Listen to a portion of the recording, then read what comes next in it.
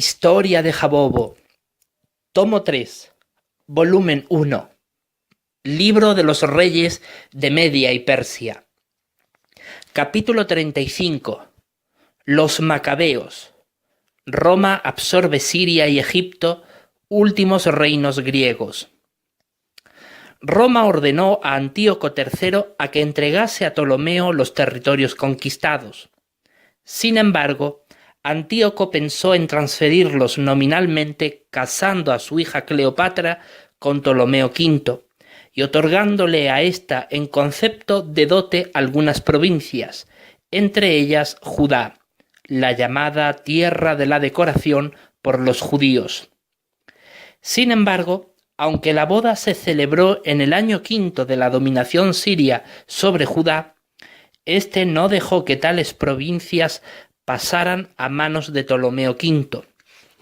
Fue un matrimonio político concebido para que Egipto quedara sujeto a Siria.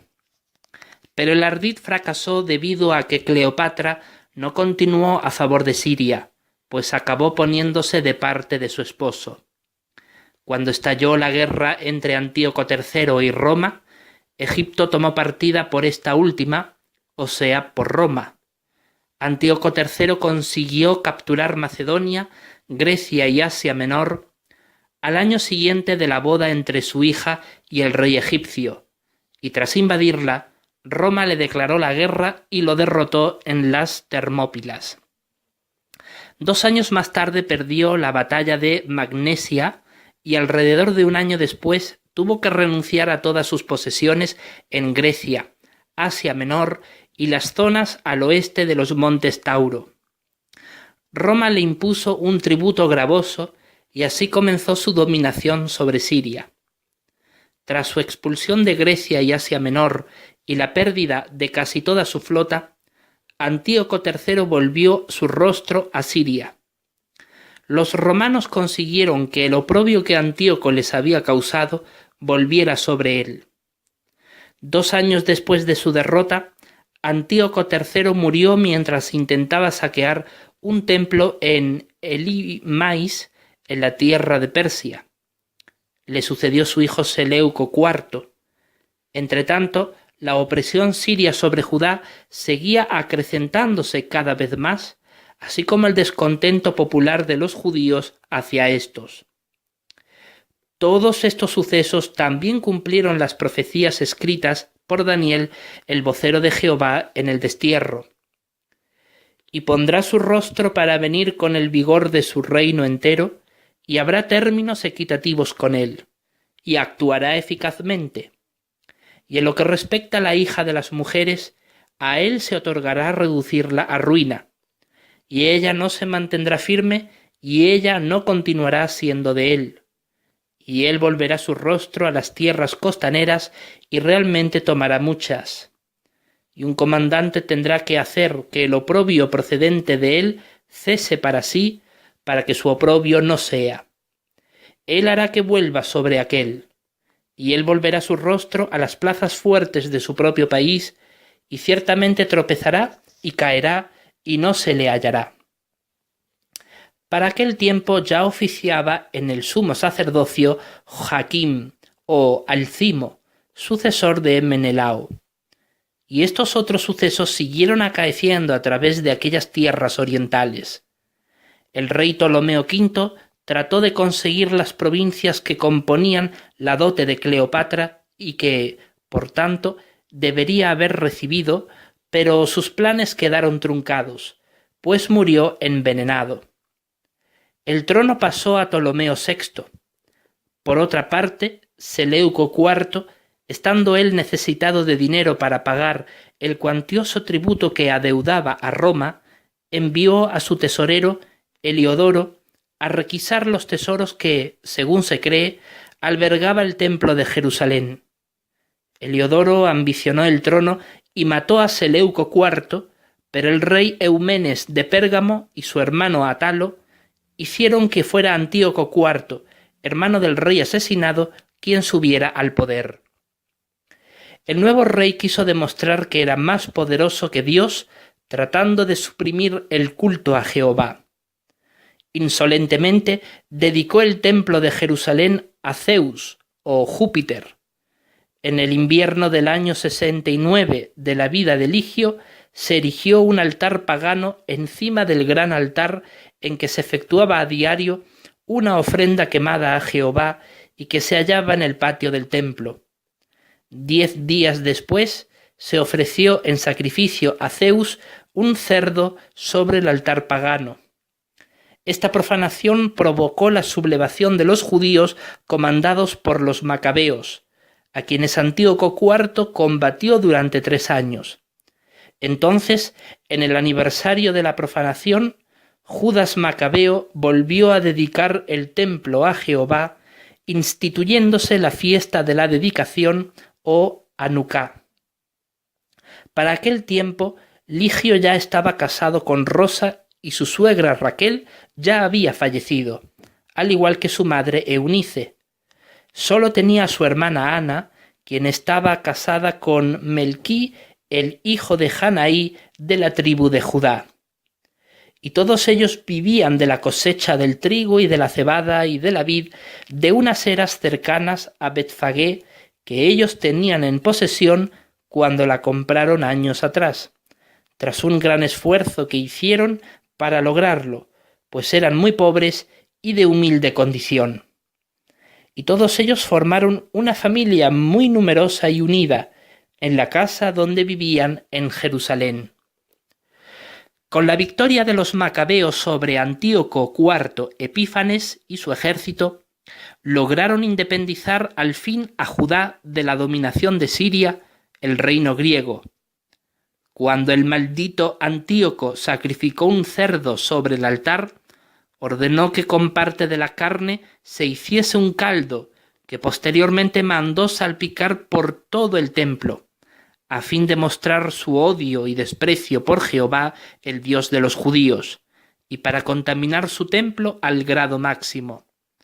Asimismo, quemó las puertas del templo, derribó las cámaras de los sacerdotes y se llevó el altar de oro, la mesa del pan de la proposición y el candelabro de oro.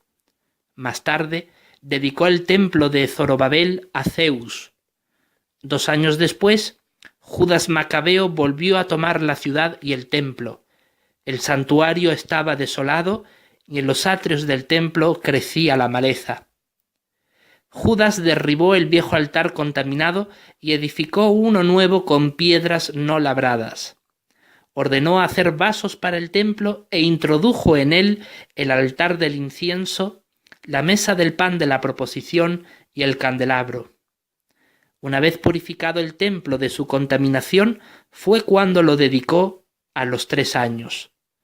Entonces se reanudaron las ofrendas quemadas diarias o continuas.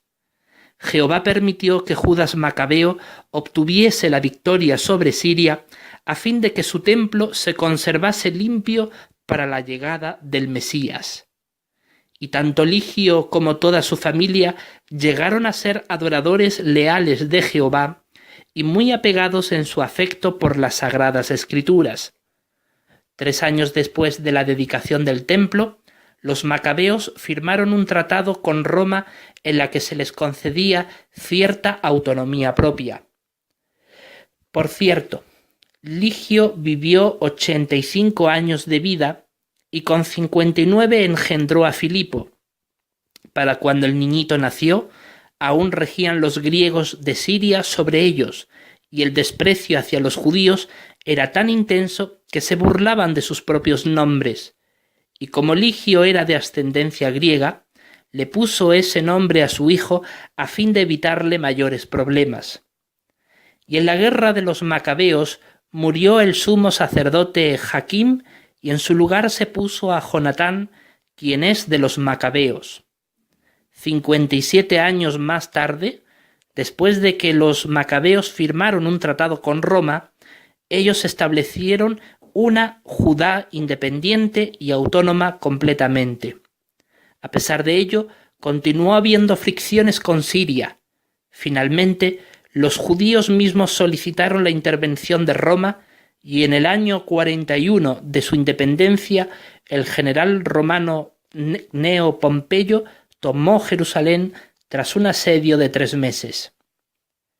24 años más tarde, el Senado romano nombró rey de Judea a Herodes, un edomita, quien acabó con el gobierno macabeo cuando conquistó Jerusalén 2 años después. Por su parte, el monarca sirio, Antíoco IV, invadió Egipto y se proclamó rey.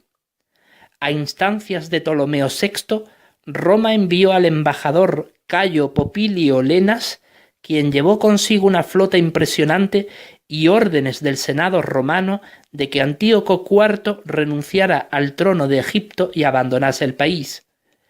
El rey de Siria y el embajador romano se encontraron frente a frente en un barrio de las afueras de Alejandría, Eleusis. Antíoco IV pidió tiempo para consultar con sus consejeros, pero Lenas trazó un círculo en torno a él y le dijo que le respondiese antes de cruzar la línea.